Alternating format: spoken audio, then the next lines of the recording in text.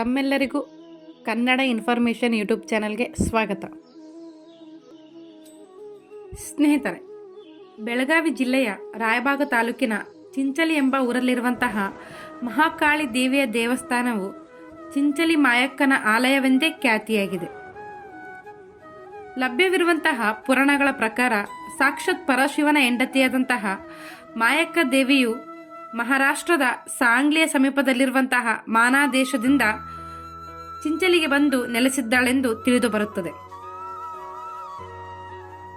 ಕೊಂಕಣದಿಂದ kill ಮತ್ತು ಕಟ್ಟ ಎಂಬಂತಹ ರಾಕ್ಷಸರನ್ನು ಬೆನ್ನಟ್ಟಿ ಬಂದಂತಹ ದೇವಿಗೆ ಇಲ್ಲಿನ ವೀರರು ಸಹಾಯ ಮಾಡುತ್ತಾರೆ.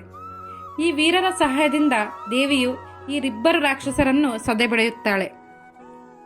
ತದನಂತರ ಈ ಚಿಂಚಲಿಯ ಸುತ್ತಲೂ ಇರುವಂತಹ ಗುಡ್ಡತಾಯಿ, ಕ್ಯಾರಿಕೊಪ್ಪ, ಎಡಿಯ ಮಾಯವ, ಕರಗುತ್ತಿ ಮತ್ತು ಬಂಗಾರದ ಗಿಡಗಳಿಗೆ ದೇವಿಯು ಭೇಟಿ ನೀಡುತ್ತಾಳೆ. ಈ ಸ್ಥಳದಲ್ಲಿ ನಿಲ್ಲಲು ಬಯಸಿದಂತಹ ತಾಯಿಯು ತಾನು ನೆಲೆಸಲು ಒಂದು ಸ್ಥಳವನ್ನು ಹುಡುಕಲು ಪ್ರಾರಂಭಿಸುತ್ತಾಳೆ. ನಂತರ ಇದೇ ಚಿಂಚಲಿಯಲ್ಲಿ ಹಿರಿದೇವಿಯ ದೇವಾಲಯವು ಒಂದು ದೊಡ್ಡ ತ್ಯಾಜ್ಯ ಮಣ್ಣಿನ ಗೋನು ಜಾಗದಲ್ಲಿರುವುದನ್ನು ಕಾಣುತ್ತಾಳೆ.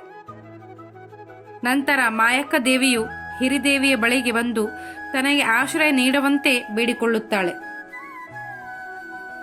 ಮಾಯಕ್ಕ ದೇವಿಗೆ ಆಶ್ರಯ ನೀಡಲು ಒಪ್ಪಿದಂತಹ ಹಿರಿದೇವಿಯು ಕೆಲವು ಷರತ್ತುಗಳನ್ನು ವಿಧಿಸುತ್ತಾಳೆ. ಅದೇನೆಂದರೆ, ಮೊದಲ ಗೌರವ ಹಿರಿದೇವಿಗೆ, ನಂತರ ಮಾಯಕ್ಕಳಿಗೆ. ಮೊದಲ ನೈವೇದ್ಯ ಹಿರಿದೇವಿಗೆ ಮತ್ತು ನಂತರ ಮಾಯಕ್ಕ ದೇವಿಗೆ. ಮೊದಲ ದರ್ಶನ ಹಿರಿದೇವಿಯದು ಮತ್ತು ನಂತರ ಮಾಯಕ್ಕ ದೇವಿಯದು. ಈ ಮೂರು ಷರತ್ತುಗಳನ್ನು ಒಪ್ಪಿದ ನಂತರ ಹಿರಿದೇವಿಯು ಮಾಯಕ್ಕ ದೇವಿಗೆ ನೆಲೆ ನಿಲ್ಲಲು ಜಾಗವನ್ನು ನೀಡುತ್ತಾಳೆ. ಸ್ನೇಹಿತರೆ, ಆದ್ದರಿಂದ ಈ ಚಿಂಚಲಿ ಮಾಯಕ್ಕ ದೇವಿಯ ಆಲಯದ ಮೂಲ ದೇವತೆ ಹಿರಿದೇವಿ ಎಂದೇ ಇಲ್ಲಿನ ಗ್ರಾಮಸ್ಥರು ಪೂಜಿಸುತ್ತಾರೆ. ಪ್ರಸ್ತುತವಾಗಿ ಗ್ರಾಮದ ಮಧ್ಯಭಾಗದಲ್ಲಿರುವಂತಹ ಈ ದೇವಾಲಯದ ಪ್ರದೇಶವು ಮಣ್ಣಿನ ದಿಬ್ಬವಾಗಿದೆ. ಪೂರ್ವದಲ್ಲಿ 50 ಅಡಿ ದ್ವಾರವನ್ನು ಹೊಂದಿರುವಂತಹ ಈ ಆಲಯವು ಆಕರ್ಷಕವಾದಂತಹ ಗೇಟ್ವೇಯನ್ನು ಸಹ ಹೊಂದಿದ್ದು, ಮಹಾದ್ವಾರದ ಮುಂದೆ ದೊಡ್ಡ ಕಲ್ಲಿನ ಆನೆಗಳಿವೆ.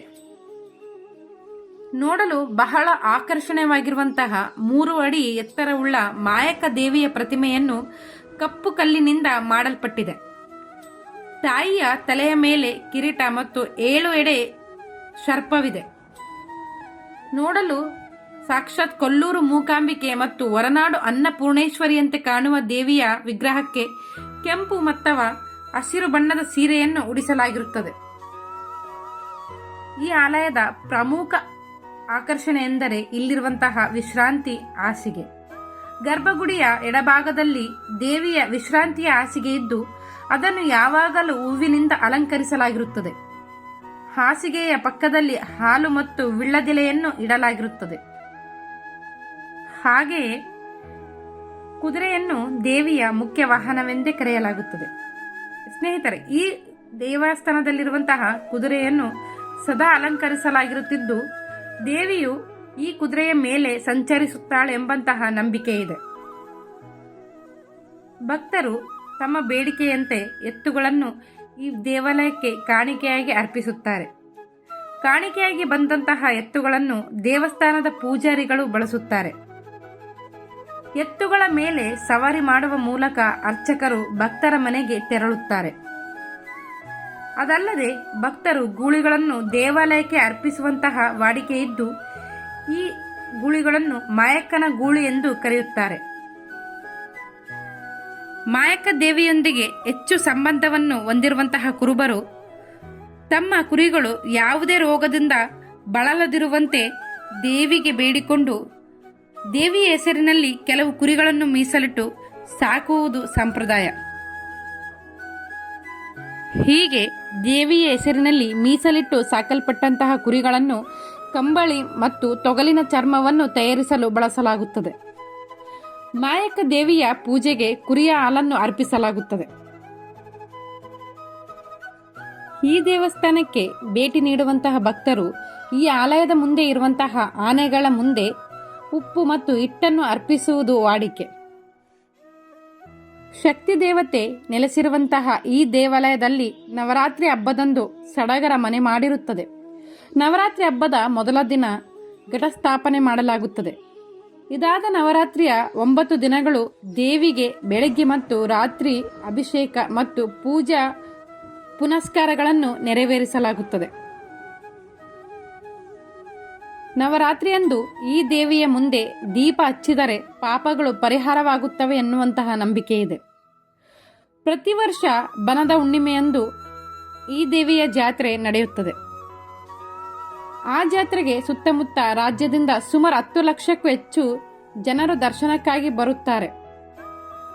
ದರ್ಶನಕ್ಕಾಗಿ ಬರುವಂತಹ ಭಕ್ತರು ಗುಡಿ ಹತ್ತಿರ ಇರುವಂತಹ ಹಾಲು ಹಳ್ಳದ ನೀರಿನಲ್ಲಿ ಸ್ನಾನ ಮಾಡಿ ಅಲ್ಲಿಂದ ಮಡಿಬಟ್ಟೆಯಲ್ಲಿಯೇ ದೇವಸ್ಥಾನಕ್ಕೆ ಬಂದು ಪೂಜೆ ಸಲ್ಲಿಸುತ್ತಾರೆ.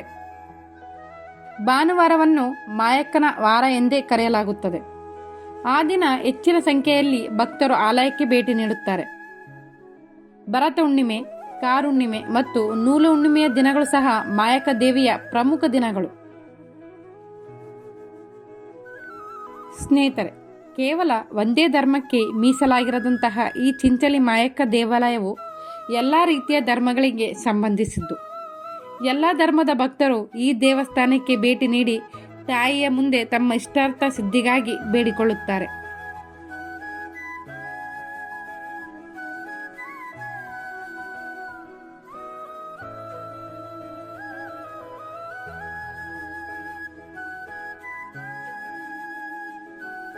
ಸ್ನೇಹಿತರೆ, ಈ ವಿಡಿಯೋ ನಿಮಗೆ ಇಷ್ಟ ಆದರೆ ದಯವಿಟ್ಟು ಲೈಕ್ ಮಾಡಿ, ಶೇರ್ ಮಾಡಿ, ಕಮೆಂಟ್ ಮಾಡಿ ಮತ್ತು ನನ್ನ ಯೂಟ್ಯೂಬ್ ಚಾನಲ್ನ ಸಬ್ಸ್ಕ್ರೈಬ್ ಮಾಡೋದನ್ನು ಮರಿಬೇಡಿ. ಧನ್ಯವಾದಗಳು.